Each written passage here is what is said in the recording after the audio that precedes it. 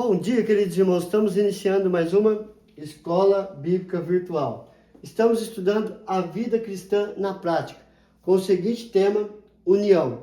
Hoje nós vamos concluir esse estudo e o que podemos tirar como lições para a nossa vida sobre a união. União com Deus e união uns com os outros. União que promove a unidade e que promove a comunhão com Deus e uns com os outros para a glória de Deus. Então nós vamos ver que a união, ela é de coração e não de presença. Muitas das vezes a gente acha que para ter união tem que estar presente. Para ter comunhão devemos estar presente. Para ter unidade, temos que estar presente. Nem sempre a união é de coração e não de presença. Primeiro estar unidos em alma, para depois unidos na presença. Em 1 Tessalonicenses capítulo 2, verso 17, diz: Ora, nós, irmãos, orfanados por breve tempo de vossa presença, não porém do coração, com tanto mais empenho, diligenciamos com grande desejo ir ver-vos pessoalmente. Então Paulo está falando à igreja dos Tessalonicenses o desejo dele estar presente, mas mesmo não estando presente, ele está no coração, está presente de coração. Então ele usa até a palavra orfanados, ou seja, estar distante, estar separado, estar sozinho, não ter ali aquele amor próximo, mas ele fala, por breve tempo, de vossa presença, não porém do coração, com tanto mais empenho diligenciarmos com grande desejo ir ver-vos pessoalmente. A palavra orfanados aqui, Paulo está dizendo ele como pai espiritual da igreja tessalonicense, estando longe, eles poderiam estar se sentindo como órfãos, mas Paulo fala assim, olha, eu estou longe, mas vocês estão no meu coração.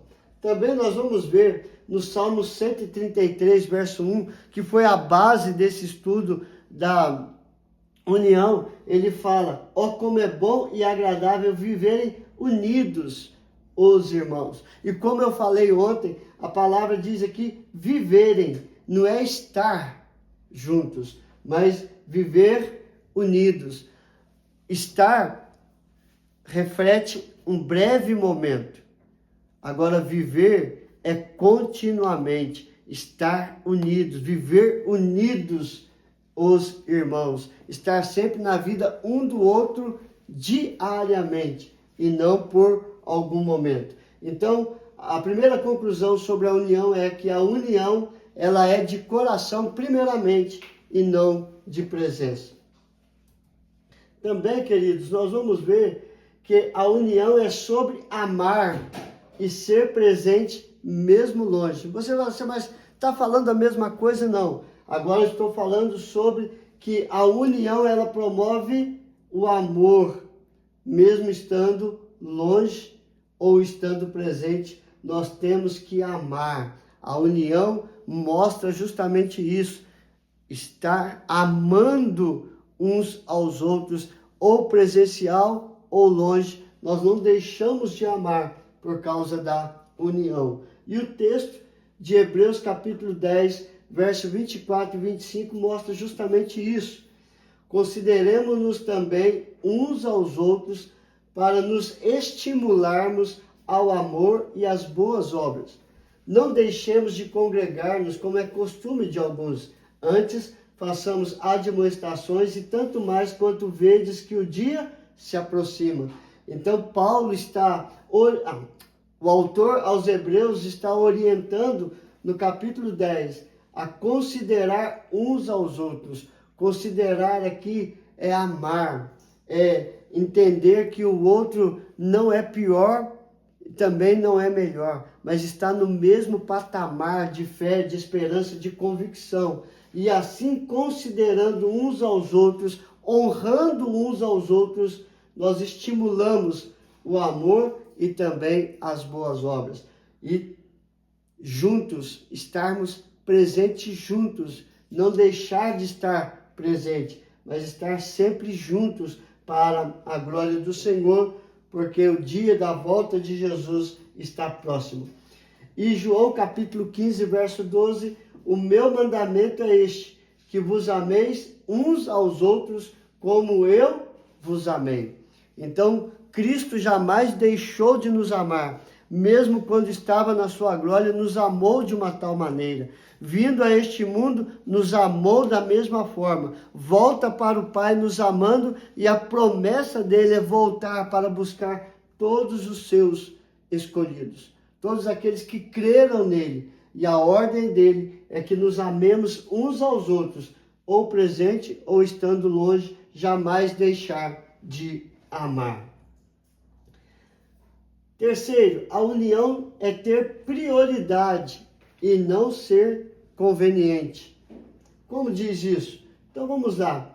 2 Coríntios capítulo 2, 12 a 13, Paulo diz: ora, quando cheguei a Troade para pregar o evangelho de Cristo, e uma porta se me abriu no Senhor, não tive, contudo, tranquilidade no meu espírito, porque não encontrei o meu irmão Tito.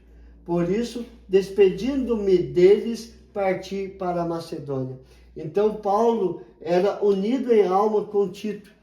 E assim, esta união mostrou a prioridade de pregar o Evangelho. Mas ele não quis fazê-lo longe de Tito, porque para ser conveniente. Estando unidos com Tito, ficaria mais forte a sua presença, o seu evangelho, ajudado por seu irmão e amigo Tito. Por isso ele despediu e foi para Macedônia à procura de Tito.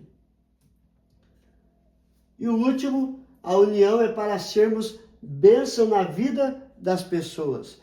Deus nos chamou à comunhão, à unidade, para ser abençoado pelos irmãos e abençoar a vida dos nossos irmãos. E a palavra de Deus aponta para isso. Salmo 133, verso 3. É como o orvalho do irmão que desce os montes de Sião, ali ordena o Senhor a sua bênção e a vida para sempre. Então, quando estamos unidos em um só corpo, em uma só fé, em uma só esperança, nós somos abençoados pela união com Deus e a união uns com os outros. E nós vemos isso também em Atos capítulo 4, verso 32. Da multidão dos que creram, era o coração e a alma.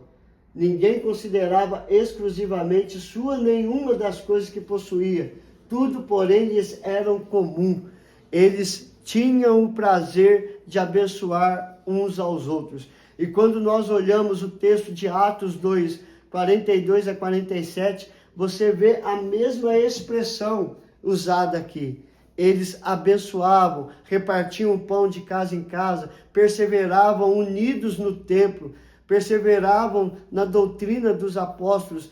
Tudo era comum, vendiam as suas propriedades, repartiam entre si, porque a união é para sermos bênção na vida das pessoas.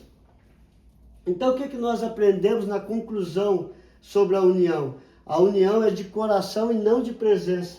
A união é sobre amar e ser presente mesmo longe. A união é ter prioridades e não ser conveniente. A união é para sermos bênção na vida das pessoas. E assim, nós somos chamados à união, para vivermos em unidade, em comunhão de uns para com os outros e a comunhão com Deus. E assim, amar a Deus sobre todas as coisas, amar ao próximo como a nós mesmos, estando unidos para a honra e para a glória do Senhor.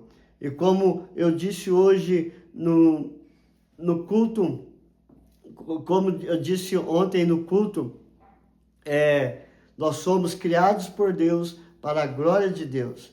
Nós fomos chamados por Deus para a glória de Deus. E nós temos que viver unidos para a glória de Deus e fazer da nossa vida uma vida de adoração ao Senhor. Por isso, temos que viver em união com Deus e uns com os outros. Vamos orar, queridos? Graças te damos, ó Pai, pelo teu grande amor para conosco. Cristo nos amou, Cristo nos perdoou, Cristo nos justificou de todo pecado, para que possamos estar unidos em alma com Ele e com Deus, através do Espírito Santo. Perdoe os nossos pecados, aumenta a nossa fé dia após dia. Coloque a tua mão sobre todos os enfermos, curando, libertando de todo mal. Abençoe as famílias, os casais, os filhos. Restaura a família, ó Pai, para que possam ser bênção na vida de cada um, na vida da igreja e na sociedade. Em tudo nós te louvamos e te adoramos. A ti seja dado toda a honra, toda a glória e todo o louvor. Em nome de Jesus nós oramos e agradecemos. Amém e amém. A partir de amanhã, queridos, nós vamos rever o estudo sobre depressão. Então, nós já fizemos esse estudo e a partir de amanhã nós vamos retornar para que possamos relembrar esse estudo sobre a depressão e que Deus nos abençoe nesta caminhada. Que Deus te abençoe e até amanhã, se Deus quiser.